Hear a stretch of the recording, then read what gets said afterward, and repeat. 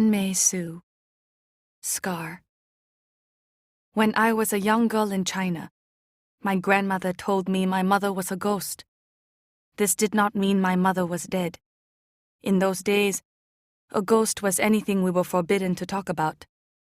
So I knew Papa wanted me to forget my mother on purpose.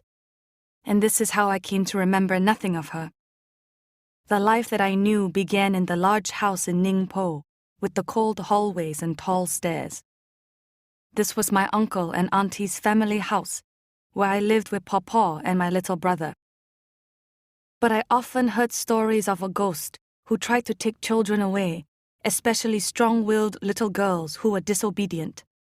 Many times Papa said aloud to all who could hear that my brother and I had fallen out of the bowels of a stupid goose, 2 eggs that nobody wanted, not even good enough to crack over rice porridge.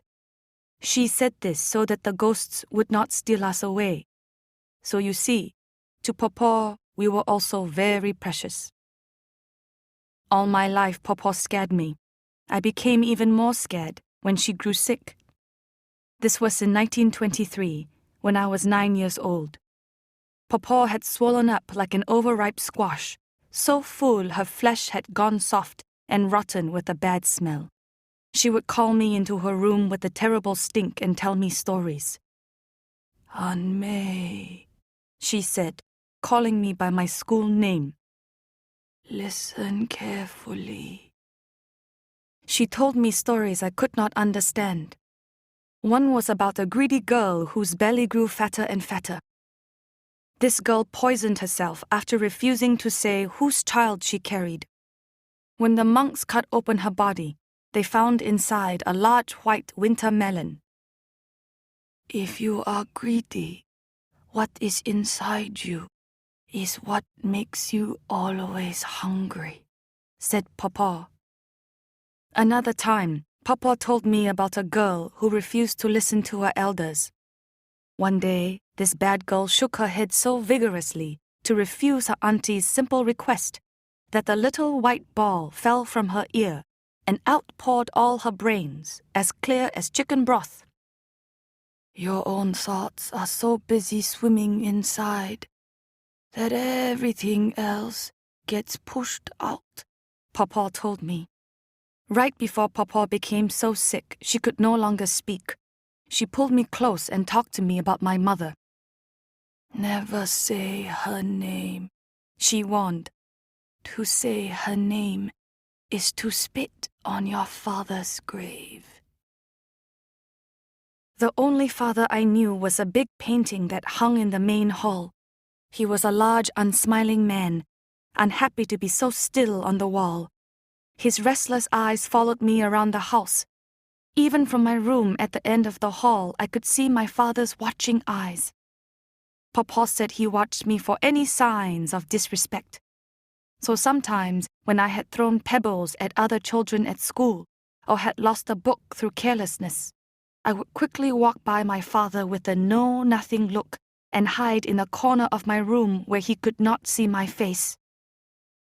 I felt our house was so unhappy, but my little brother did not seem to think so.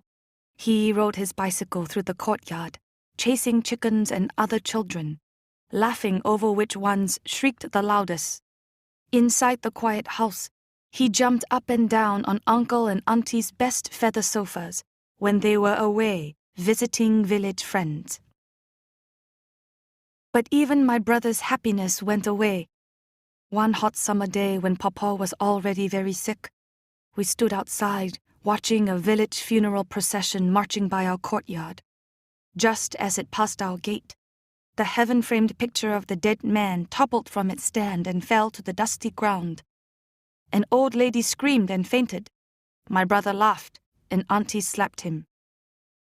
My auntie, who had a very bad temper with children, told him he had no show, no respect for ancestors or family, just like our mother. Auntie had a tongue like hungry scissors eating silk cloth. So when my brother gave her a sour look, Auntie said our mother was so thoughtless she had fled north in a big hurry, without taking the dowry furniture from her marriage to my father, without bringing her 10 pairs of silver chopsticks, without paying respect to my father's grave and those of our ancestors. When my brother accused Auntie of frightening our mother away, Auntie shouted that our mother had married a man named Wu Xing, who already had a wife, 2 concubines, and other bad children. And when my brother shouted that Auntie was a talking chicken without a head, she pushed my brother against the gate and spat on his face. "You throw strong words at me, but you are nothing." Auntie said, "You are the son of a mother who has so little respect. She has become Ni, a traitor to our ancestors. She is so beneath others that even the devil must look down to see her." That is when I began to understand the stories Papa taught me, the lessons I had to learn for my mother. "When you lose your face, Anmei," Papa often said, "it is like dropping your necklace down a well. The only way you can get it back is to fall in after it." Now I could imagine my mother, a thoughtless woman who laughed and shook her head, who dipped her chopsticks many times to eat another piece of sweet fruit, happy to be free of Papa, her unhappy husband on the wall, and her 2 disobedient children. I felt unlucky that she was my mother and unlucky that she had left us. These were the thoughts I had while hiding in the corner of my room where my father could not watch me. I was sitting at the top of the stairs when she arrived. I knew it was my mother, even though I had not seen her in all my memory. She stood just inside the doorway so that her face became a dark shadow. She was much taller than my auntie, almost as tall as my uncle. She looked strange, too, like the missionary ladies at our school who were insolent and bossy in their 2 tall shoes, foreign clothes, and short hair. My auntie quickly looked away, and she did not call her by name or offer her tea. An old servant hurried away with a displeased look. I tried to keep very still, but my heart felt like crickets scratching to get out of a cage. My mother must have heard, because she looked up, and when she did, I saw my own face looking back at me, eyes that stayed wide open and saw too much. In Papa's room, my auntie protested, "Too late, too late," as my mother approached the bed. But this did not stop my mother. "Come back. Stay here," murmured my mother to Papa. "Nia is here. Your daughter is back." Papa's eyes were open, but now her mind ran in many different directions, not staying long enough to see anything. If Papa's mind had been clear, she would have raised her 2 arms and flung my mother out of the room. I watched my mother, seeing her for the first time. This pretty woman, with her white skin and oval face, not too round like Auntie's or sharp like Papa's. I saw that she had a long white neck, just like the goose that had laid me. That she seemed to float back and forth like a ghost, dipping cool cloths to lay on Papa's bloated face. As she peered into Papa's eyes, she clucked soft, worried sounds. I watched her carefully. Yet it was her voice that confused me, a familiar sound from a forgotten dream.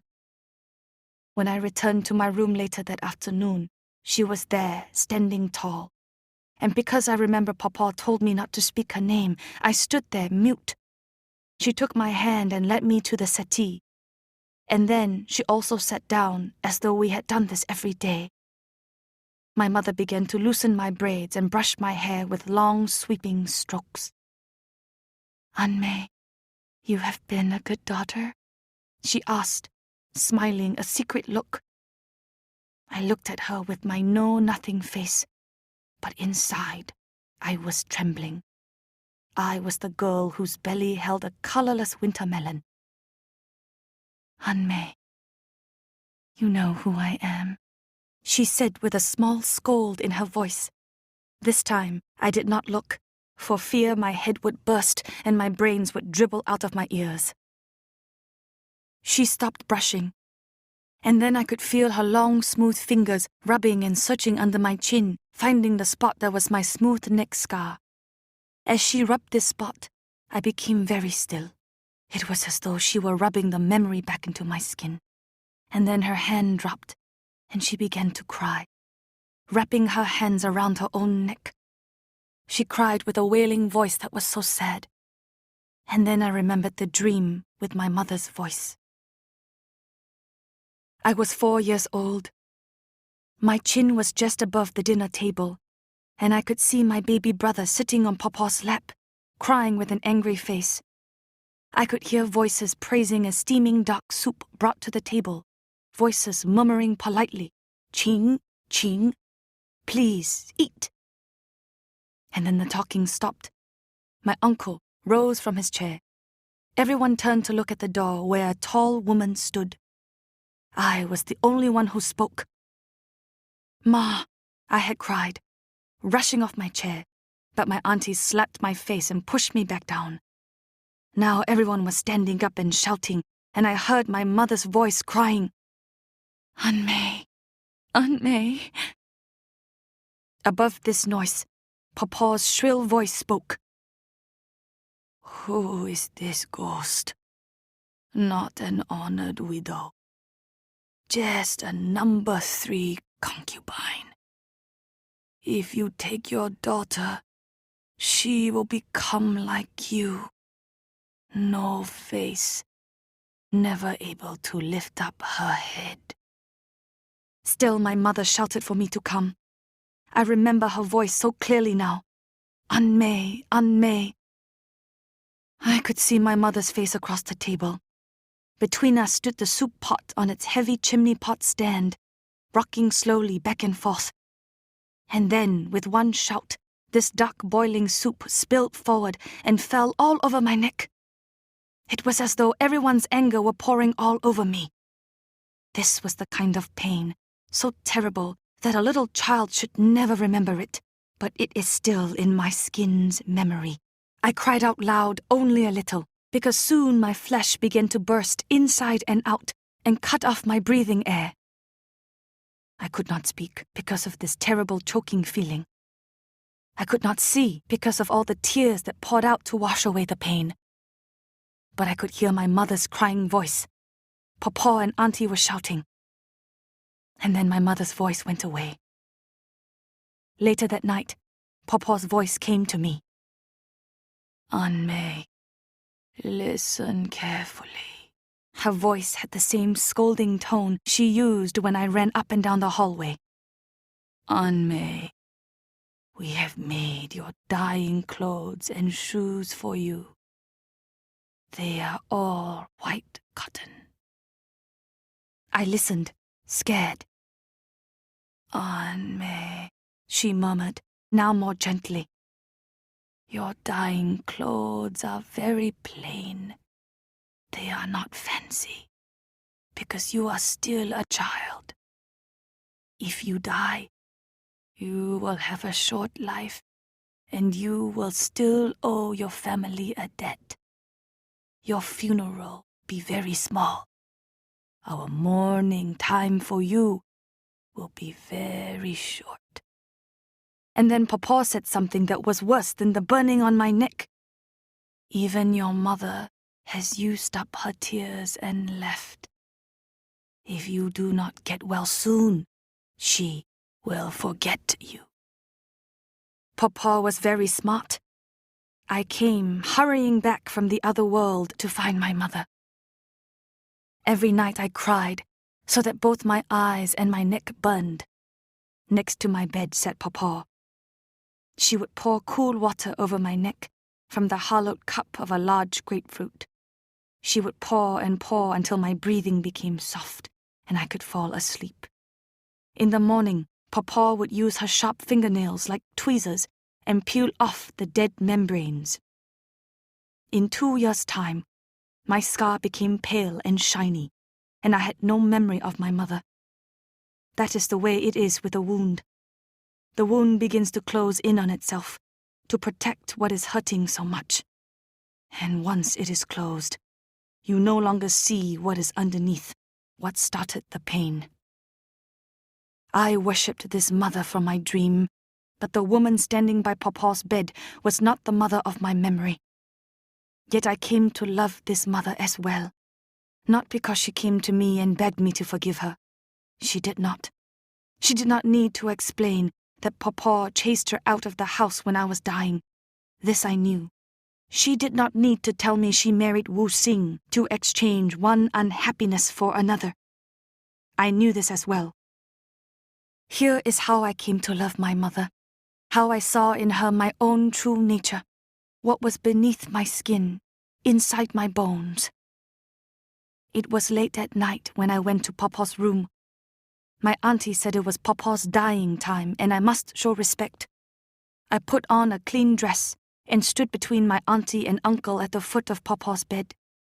I cried a little, not too loud. I saw my mother on the other side of the room, quiet and sad. She was cooking a soup, pouring herbs and medicines into the steaming pot. And then I saw her pull up her sleeve and pull out a sharp knife. She put this knife on the softest part of her arm. I tried to close my eyes but could not. And then my mother cut a piece of meat from her arm. Tears poured from her face and blood spilled to the floor. My mother took her flesh and put it in the soup. She cooked magic in the ancient tradition to try to cure her mother this one last time. She opened Papa's mouth, already too tight from trying to keep her spirit in. She fed her this soup, but that night, Papa flew away with her illness. Even though I was young, I could see the pain of the flesh and the worth of the pain. This is how a daughter honors her mother. It is show, so deep it is in your bones. The pain of the flesh is nothing, the pain you must forget, because sometimes that is the only way to remember what is in your bones. You must peel off your skin, and that of your mother, and her mother before her, until there is nothing. No scar, no skin, no flesh.